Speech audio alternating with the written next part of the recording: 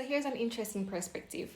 I believe the reason parents spoil children is for their, and I mean the parents' benefit. It's a way to preserve and protect our emotions as parents. Sometimes when we don't give our children what they want, we fear their rejection, and who doesn't want to feel loved, especially by those persons who mean the most to us. We want to shield ourselves from their outbursts and from their tantrums, to keep them at peace type of a thing. But it also reveals our traumas or fears too, which we definitely need to work on as parents.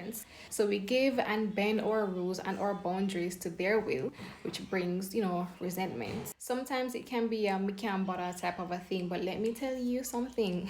Proverbs 13 verse 24 says, don't spare the rod and spoil the child, because to discipline, not abuse our children is the best form of love. Children will grow up with love, respect, and resilience as opposed to feeling entitled. They will understand boundaries. So parents, strengthen up. We should love our kids the right way. It's hard, but it's definitely worth it, because when they get older, they shall not depart from what they are taught.